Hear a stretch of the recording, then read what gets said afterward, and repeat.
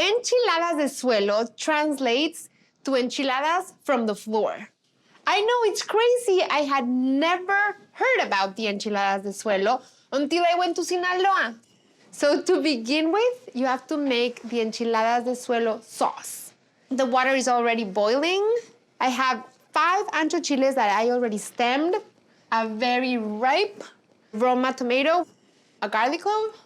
So this is the base for the sauce. I need to have these cook for 7 to 8 minutes. Meanwhile, I'm gonna fry my chorizo. You wanna chop the chorizo into chunks because Mexican chorizo, as it fries, it tends to wanna bind together. And you want it in small chunks because you want the most crisp bites that you can. And I already took the casings off.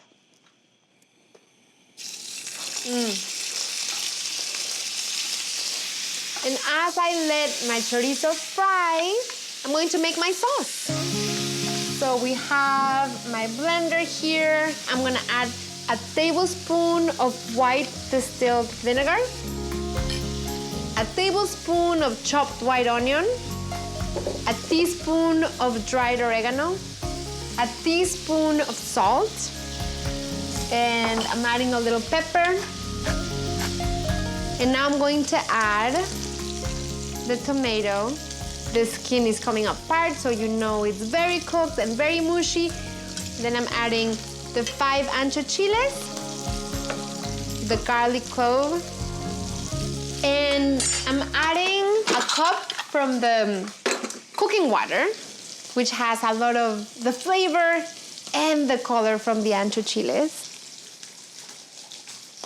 And now we're going to puree these until completely smooth.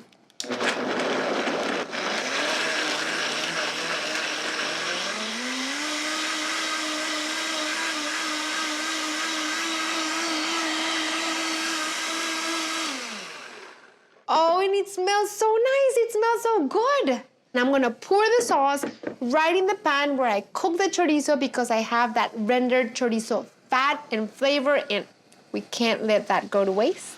I'm not gonna cook the sauce though, again, and you're gonna see why.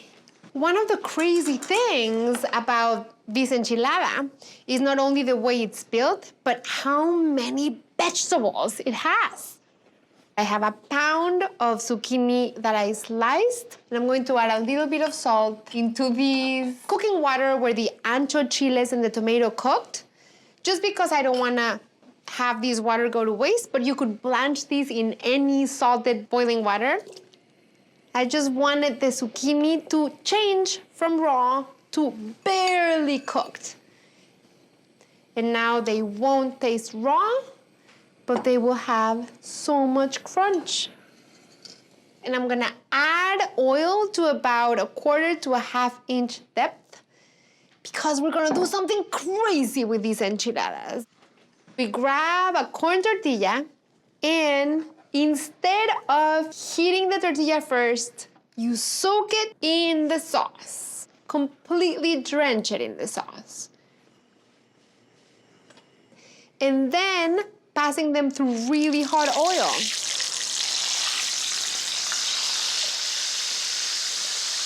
Which makes a huge mess, and you have to be very careful. By doing it this way, you are making the sauce cook while sticking to the tortilla. We're adding lettuce, blanched zucchini, cucumbers, tomato, and avocado. You could do the chorizo right under the vegetables, but I think my boys are around and they love chorizo, so I'm putting it on top so they get excited. The queso fresco. Estos no les han probado, ¿verdad? I don't think so. No, this is the first time I make this for you. What is it? Okay, try. You have to guess what's in it. Mm-hmm. Mmm. Mmm.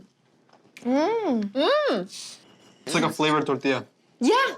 What else is different about this enchilada from other enchiladas that we've eaten? It's usually folded, no? Yeah. This is an Exactly. open enchilada. Fold. I was confused because I thought this was like a taco or something that we were gonna have to fold up, and I was thinking, how am I gonna hold this without getting too messy? But I like eating from the same plate with you guys.